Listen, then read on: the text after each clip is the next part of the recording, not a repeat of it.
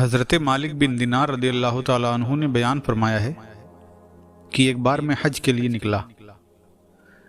جنگل میں سفر کے دوران میں نے ایک کوے کو چونچ میں روٹی دبائے ہوئے اڑتے ہوئے دیکھا۔ میں نے دل میں کہا کہ اس کی بھی ایک شان ہے، اور اسے برابر دیکھتا رہا۔ میں نے دیکھا کہ وہ ایک غار میں اترا۔ میں بھی اس کے پیچھے غار کے دہانے پر پہنچ گیا۔ وہاں پہنچ کر میں نے ایک عجیب منظر دیکھا۔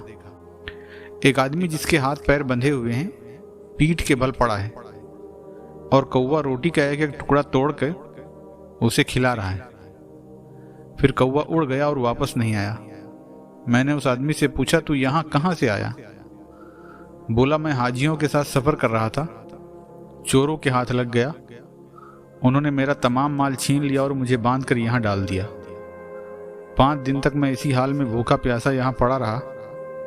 اس کے بعد میں نے پکار لگائی، اے وہ ذات جس نے اپنی کتاب میں فرمایا ہے، کیا کوئی ہے جو مجبور کی پکار کو سنے جب وہ اسے پکارے اور غم دور کرے؟ میں مجبور ہوں، لہٰذا مجھ پر رحم فرما۔ تو اللہ نے یہ کوا میرے پاس بھیج دیا۔ اب ہر دن یہی مجھے کھلاتا پلاتا ہے۔ میں نے اس کی رسی کھولی اور ہم وہاں سے چلے۔ راستے میں ہمیں پیاس لگی، لیکن پانی نہیں تھا۔ ہم نے جنگل میں تلاش کیا تو ایک کنواں نظر آیا جس پر ہرنیوں کا ایک جھنڈ جمع تھا۔ کنواں ملنے پر ہم نے اللہ کا شکر ادا کیا۔ جب قریب پہنچے تو ہرنیاں ہمیں دیکھ کر بھاگ گئیں، لیکن حیرت کی بات یہ کہ ہرنیاں جو پانی کنویں کی مڈیر سے پی رہی تھی، ہمارے پہنچنے پر وہ گہرائی میں چلا گیا۔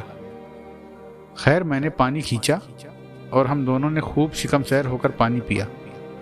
اس کے بعد میں نے کہا، پروردگار، ہرنیاں نہ رکوع کرتی ہیں نہ سجدہ، پھر بھی تو نے انہیں زمین کی سطح پر پانی پلایا اور ہمیں 100 گز نیچے سے پانی نکالنا پڑا۔